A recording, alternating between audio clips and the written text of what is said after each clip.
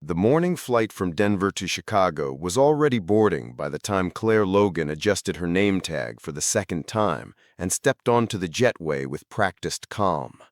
Uniform crisp, hair neatly pinned, smile at 70%. Just enough warmth to feel safe, not enough to invite conversation. It was her fifth flight this week. Same uniform, same announcements, same quiet walkthroughs down narrow aisles filled with coffee breath, neck pillows, and half-awoken businessmen tapping away at spreadsheets they'd forget by noon. She moved through the cabin like someone who belonged there, a senior attendant with 12 years in the sky. Passengers greeted her with polite nods or vague familiarity. One elderly woman complimented her on her posture. A teenager asked how many countries she'd been to. Claire answered with the kind of friendly vagueness that didn't invite follow-up questions. She liked it that way. "Galley stocked," said Marissa, the newer flight attendant already at the rear. "No alerts on catering or service lists." Claire nodded, moving through her standard checks with quiet efficiency. Her hands operated on muscle memory, flipping switches, checking seals, reviewing manifest notes on her tablet. She had done this so many times it barely required thought anymore, just how she liked it. "Smooth ride expected?" The captain's voice came through the intercom.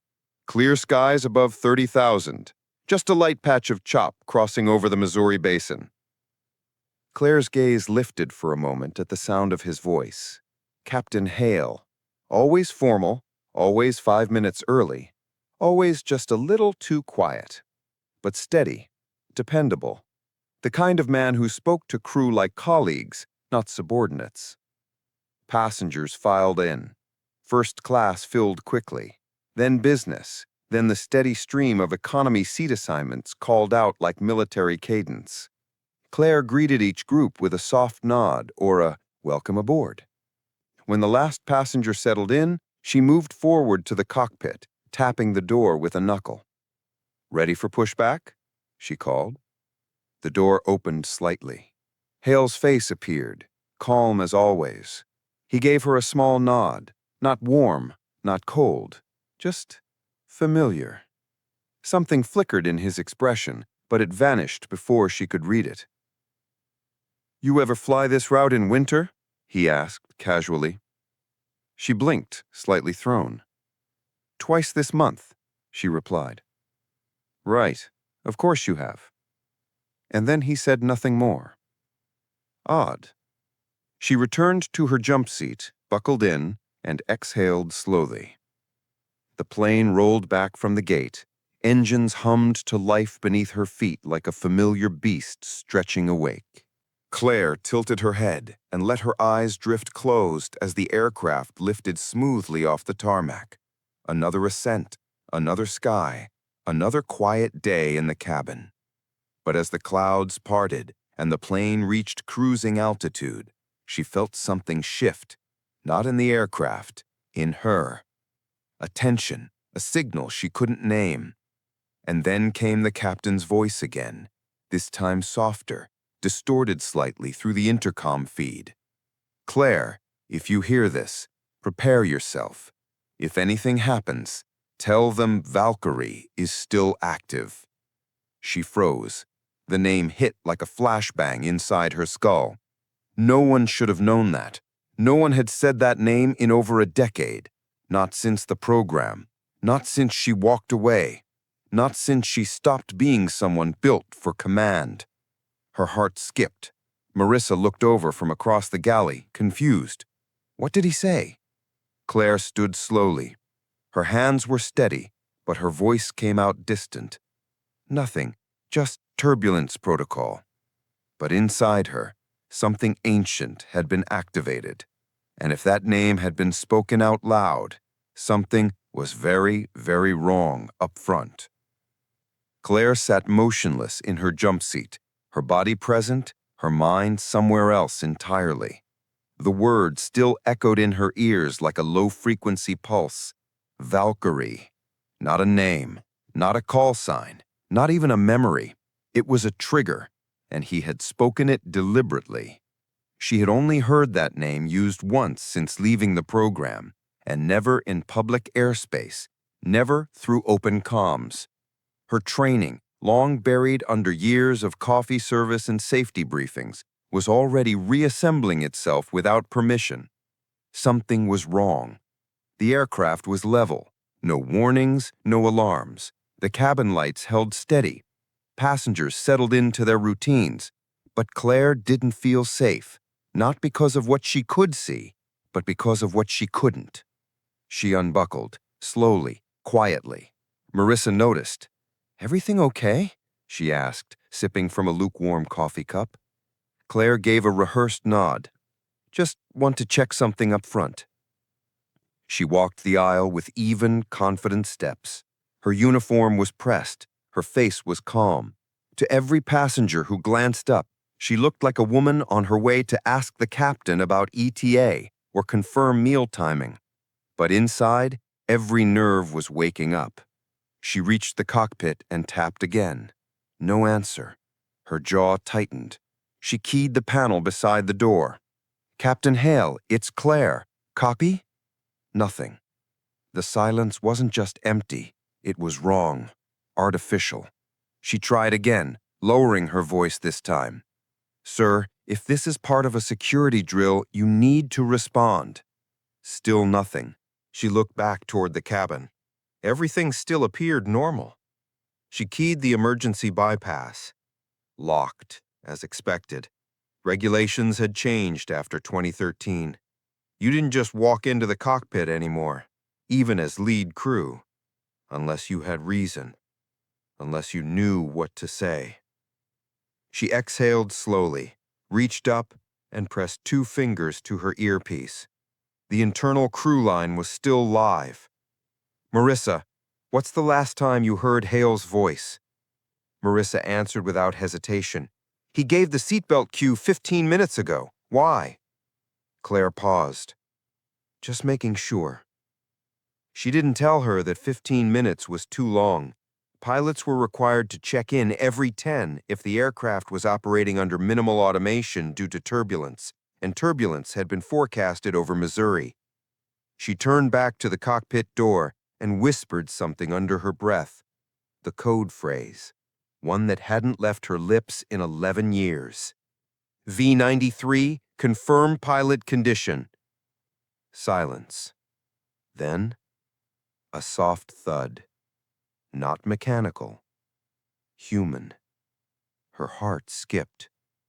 She tapped the emergency call button again, this time holding it down long enough to activate the override ping. Still no response. That's when she knew. Something inside that cockpit had gone offline, either system, man, or both. She straightened her back. The training resurfaced fully now, filling her veins with a cold, methodical clarity. She stepped back into the forward galley and keyed the secondary crew channel. "Claire, to all stations, notify ground that flight crew is unresponsive. Begin cabin calm protocol." Marissa's voice cracked. "Wait, what? Claire, what do you mean unresponsive?" "I mean we may be flying blind." "But who's flying the plane?" Claire looked toward the cockpit door again, her jaw set. "If we're lucky," she said, "he's still conscious. If we're not, I'm going in." The last time she had said something like that wasn't in a commercial aircraft. It was in a training compound buried under 30 meters of reinforced concrete, where simulations didn't blink, and failure wasn't followed by applause. It was followed by silence. Just like now. Claire stood in front of the cockpit door, her palm hovering just inches from the emergency override panel. Around her, the quiet hum of a high-altitude cruise filled the galley like white noise, peaceful, indifferent, artificial. But on the other side of that sealed door, something was broken, something that if left alone would not fix itself. She took a breath, just one. Not for courage, for calibration. Then she reached up, lifted the access cover, and keyed in the emergency flight crew code. The lock released with a heavy mechanical clunk. She slipped inside. The door shut behind her with a hiss, and everything changed. The cockpit was dimmer than it should have been, the overhead lights flickering slightly. The instrument panels pulsed with warning colors, yellow, amber, a few threatening red indicators flashing in chaotic rhythm. The horizon tracker was misaligned. The autopilot indicator blinked off. Altitude was steady, but the lateral drift was beginning. Captain Hale was still in his seat, slumped slightly to one side, headset askew, one hand loose on the yoke, the other dangling near the throttle. His skin was pale, his breathing shallow, lips slightly parted. His eyes were open but unfocused, locked on a space beyond the glass where clouds drifted by like nothing was wrong. Claire moved fast. She stepped forward, checked his pulse, weak but present. "Captain," she said firmly, "can you hear me?" No response. She leaned closer, her tone sharper. "Hale, if you can speak, give me a word." His mouth moved, barely. Her ears strained. "Valkyrie," he breathed, then coughed once, a dry, sharp sound, and lost consciousness entirely. That was it.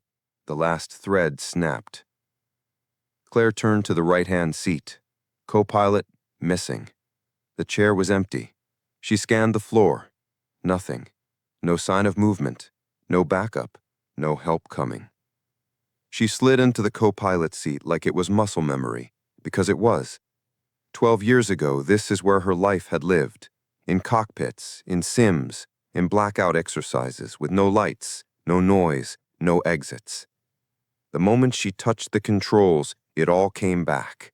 The tension in the pedals, the subtle give in the yoke, the pressure in her chest that had nothing to do with fear and everything to do with readiness. Her fingers flew over the console. System check, navigation cross-confirm, fuel status, engine readings. The autopilot had disengaged during altitude hold. That explained the drift. Manual correction engaged. She rebalanced pitch and yaw, noting the slight right-side drop from a misaligned trim tab. Nothing dangerous, yet.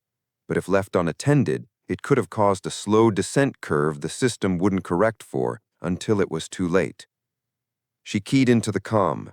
"Control, this is Flight 2087. Co-pilot missing. Captain incapacitated. Cockpit manned by senior cabin crew.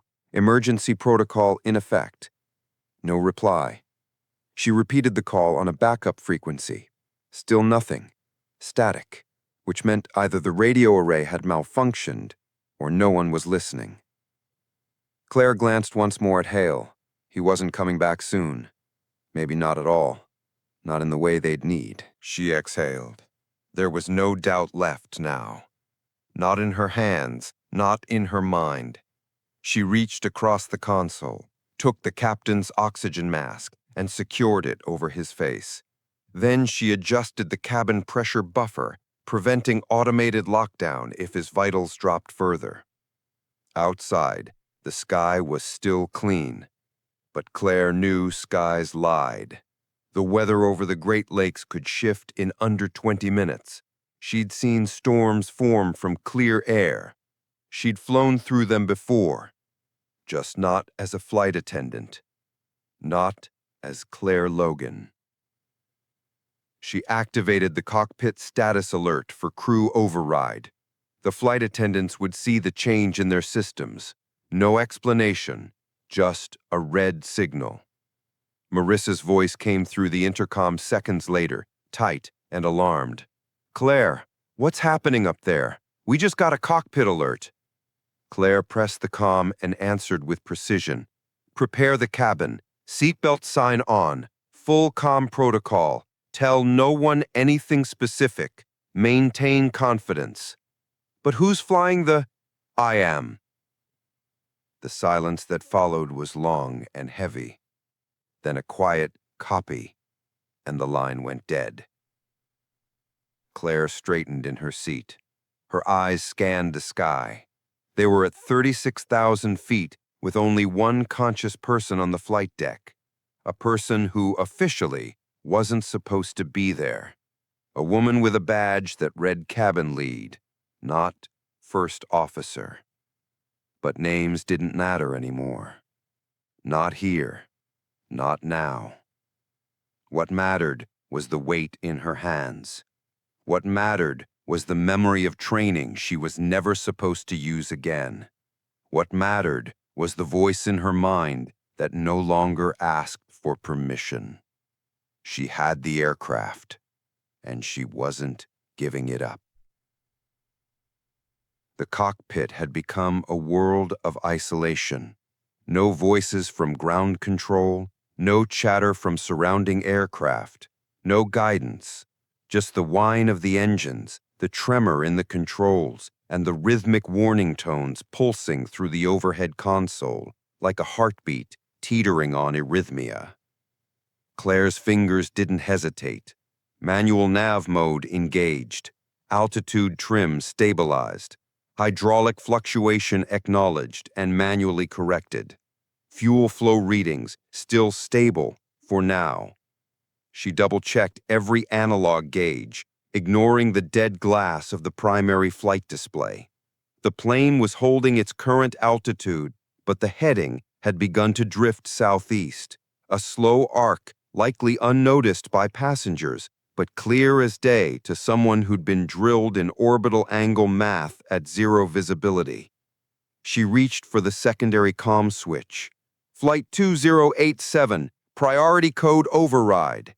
Any tower, any relay, do you copy? Nothing. Not even static this time. Silence had teeth. She tapped again, this time using an emergency distress ping encoded in the old response structure, a habit from Valkyrie training that had long since been phased out of commercial protocols. A small amber indicator blinked twice. No link. Dead channel.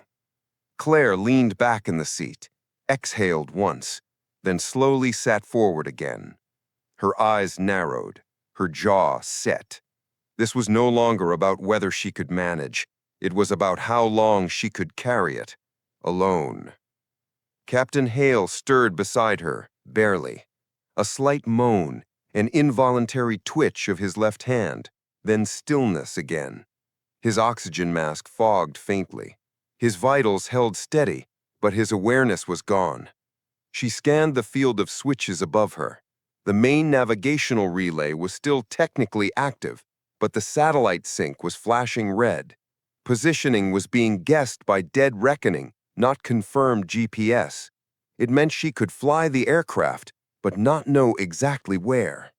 No GPS, no terrain tracking, no weather overlay, just the sky and the feel of the aircraft beneath her palms. Claire reached down and reset the trim again. The drift responded, a subtle realignment. The nose dipped half a degree, enough to regain linear bearing. "You're not doing this to me today," she muttered, not to the aircraft, but to something deeper, to the shadow in her memory that told her she'd left this life behind for a reason, that she'd walked away for peace, that she didn't want to be Valkyrie anymore. But right now, Valkyrie was the only reason anyone on board still had a future. Suddenly, a soft chime. It wasn't an alarm, it was internal crew comms. Marissa's voice whispering in the headset, hesitant. "Claire, a passenger says he saw the pilot collapse through the forward viewing slit when going to the lavatory. People are getting nervous. What do I tell them?" Claire paused for a beat. Then, with perfect control, she replied, "Tell them the situation is being handled. Do not mention the cockpit. Do not mention me. Full confidence. Say it like you believe it." Marissa swallowed. "And what if they don't believe it?" "Then believe it harder." She ended the comm. Outside the cockpit window, a long ribbon of cloud stretched toward the horizon, painted gold at the edges by early afternoon light. Somewhere beyond that curtain of atmosphere, storm fronts were building. Claire could sense them. She didn't need radar. She knew how air moved when the sky was ready to turn. She reached down to the foot panel and toggled a forgotten switch, the backup terrain map storage. If anything had loaded earlier, it would have cached a handful of topographical frames. One flickered to life. It was old, incomplete, but it was enough. She leaned forward. There, a stretch of flat land east of St. Cloud, barely marked, barely listed. An old emergency training strip, decommissioned. She'd used it once during a blackout drill. Her hands remembered the terrain, the approach angle, the unreliable wind shear just over the ridgeline. Her memory became the map. She reached across the console and pulled out a metal clasp buried behind the main throttle levers, the emergency operations override card. Something only former military-grade crew knew even existed. She flipped the small toggle hidden beneath it. The system gave her full manual authority. No longer a co-pilot, no longer a flight attendant, no longer Claire Logan. This was Valkyrie now, and if the world wouldn't guide her, she'd fly by instinct. Altitude, 21,000 feet and falling. Fuel burn rate climbing. Right side indicators dimming. Turbulence onset, moderate, localized. Claire adjusted the rudder trim manually, each movement of her foot matched with decades-old precision. Her body ached, not from strain, but from the pressure of responsibility finally returning to the place it had once called home. Below, scattered clouds peeled away, revealing the Minnesota landscape in late winter. Frozen rivers, patches of dull farmland, a lattice of rural roads, and in the distance, barely visible but unmistakably real, a thin strip of cracked pavement surrounded by woods. It was still there. The ridge. Officially decommissioned, unlisted on current flight paths. Just a memory now to everyone except the handful of people who had trained there for the unthinkable. She began the descent curve. Cabin pressure adjusted. Flap control minimal. Auto brake non-functional. Landing gear system offline. Everything would be manual. Claire didn't flinch. Her eyes scanned the panels, ignoring the useless screens and focusing only on what she could feel. Wind drag, vibration through the yoke, the groaning of hydraulics beginning to fail. The aircraft didn't want to fly anymore. She'd have to persuade it. "Marissa," she said into the comm, "final approach beginning. Begin cabin lockdown. Make sure everyone's seated. Emergency brace position instructions. Quiet but firm." A pause, then, "Understood. Claire, are we going down?" Claire answered without hesitation, "We're going in. There's a difference." Outside, the clouds thickened into thin haze. Visibility dropped slightly, but the horizon line stayed clear, and beyond that, the ridge approached fast. She toggled the emergency gear latch. The cockpit floor rumbled. Clunk. One gear, maybe more. No way to confirm. Belly cam was non-functional. Gear lights didn't respond. She pulled the circuit breaker for gear warnings. Silence returned. No distractions. This was instinct now. The final descent came at a shallow angle, not optimal but necessary. A steeper drop would guarantee collapse. A shallow one risked overshooting. There was no margin, no go-around, no second try. This was a one-shot landing. She flattened her palms on the yoke, steadying the aircraft with every ounce of control the system still had left to offer. The plane responded like an injured animal, angry, sluggish, reluctant, but still alive. Altitude, 4,800. Speed, high. Drag, incomplete. Brakes, unknown. The tree line rose up on either side. Flares appeared, red streaks of light along the ground. Someone was down there. Somebody had seen them coming. Local responders, maybe. Hunters, farmers. Whoever it was, they were lighting up a path like ancient ground crew. Flashlights, signal fires, Even a pickup truck turned sideways with headlights flooding the edge of the strip. It wasn't an airfield, it was a last chance. Claire guided the aircraft lower, lower still. The yoke began to resist her pull. Airspeed indicators flickered and dropped. Engines stuttered, starving for balance. At 1,200 feet, she pressed the cabin intercom one last time. "This is your flight crew. Prepare for landing. Stay seated. Remain calm." She didn't say her name, didn't say who she was. That didn't matter. At 400 feet, the treetops passed just beneath the wings. The runway, if it could even be called that, filled the glass. Claire breathed deep. This was it. No throttle assist, no reverse thrusters, no flaps, no second chances. She eased the nose up, just enough, just the angle she remembered from drills that ended with scraped fuselages and shouting instructors. Her hands held steady. Her foot pressure on the pedals adjusted every second like breath. The wheels touched, hard. The impact jolted through the frame like a punch. The aircraft bounced, once, twice, then hit again, grinding into the pavement with shrieking metal. Sparks burst from the undercarriage. The right gear twisted but held, barely. The nose wheel slammed down. Claire reached for the manual brake override, yanking it so hard her wrist popped. The aircraft veered left. She countered, corrected, controlled. The trees closed in on either side. 20 yards, 10, 4. And then, silence. The plane stopped. Every warning light went dark. And for a moment, the entire world forgot how to breathe. Then a single sound cut through the quiet.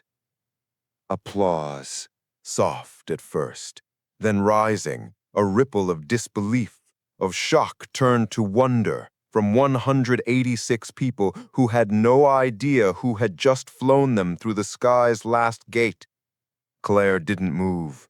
Her hands still gripped the yoke. Her chest rose and fell in silence. Her eyes stayed fixed on the cracked glass ahead, as if expecting the sky to come back and ask for more.